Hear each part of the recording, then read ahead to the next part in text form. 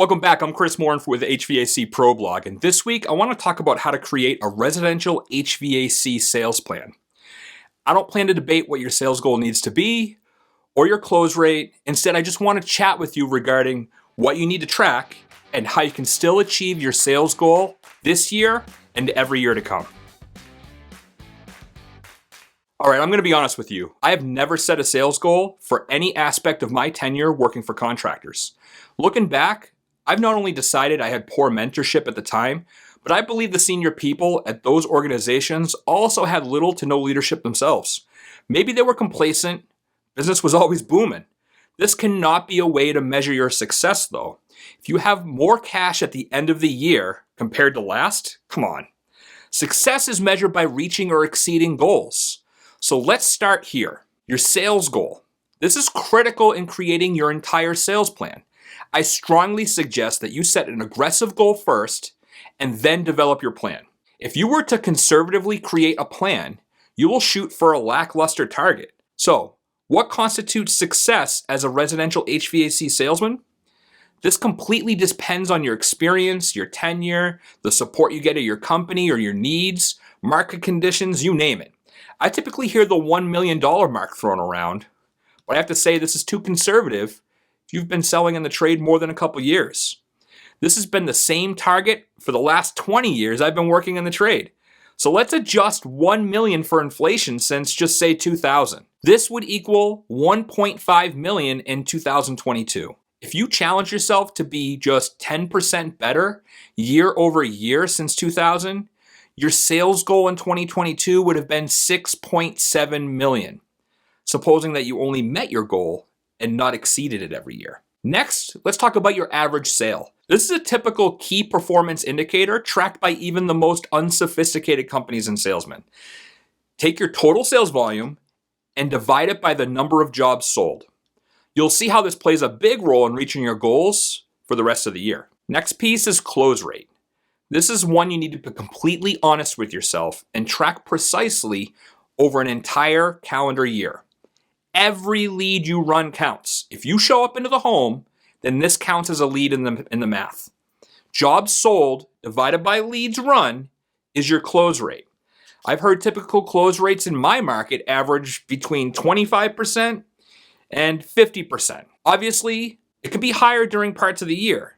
If you are honest with yourself and track everything, you'll realize that you are not Superman and you do not close at 90%. Knowing those items. So, sales goal, average ticket, and close rate, we're able to put together a very strong sales plan to meet your goal. At the very least, you should run the numbers from last year to see where you're at now to help you plan for this year. Don't be surprised, given things like the pandemic in the spring of 2020, you may find yourself below your desired target in situations like that. This should re-motivate you to make some changes if needed, or prove to yourself and your team you are hitting the necessary marks. An example sales goal might be 1.5 million.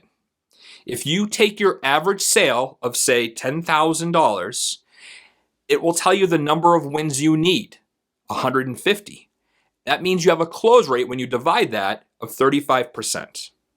You'll need to run 429 visits over an average of 38 weeks during the year. Remember, there are some down weeks and you also have vacations. That would break down to 12 visits per week, 5 days in a week, if you're not running calls on Saturday, which I highly recommend. Those have really high close rates. And this would give you about 2.5 leads per day that you need to run.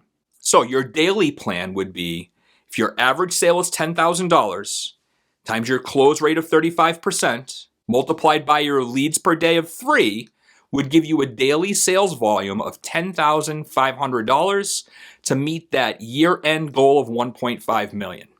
Now that we've measured where you stand, what can you do to make sure you hit your goal in 2023? Could you run more leads?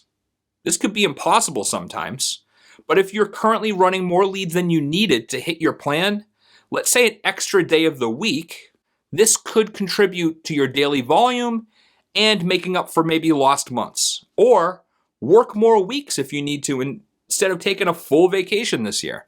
Trust me, this one should be a last resort. No one values family more than me. Increase your average ticket? This could be one of the easiest, but least focused of the options. Why not include labor warranties, IAQ products, maintenance agreements, or more efficient, comfortable equipment options to increase your average? This should be part of your process already. Be consistent in offering all the options. Of course, the next option could be increasing your close rate. This one goes back to process, and if you have one to begin with. For some reason, there's a ton of untrained, unmotivated salespeople in the residential HVAC market. Maybe this is due to the pay structure, or maybe they're just tired. I'm going to start with an easy suggestion here. Don't email a proposal. Make it a company policy. With technology these days, you have no excuse not to schedule a follow-up visit to complete your presentation in person, or even over a virtual platform if needed. So what are you going to focus on over the next 6 months to make sure you reach your target and you're on track for the rest of the year? I hope it's not an excuse or what could have been.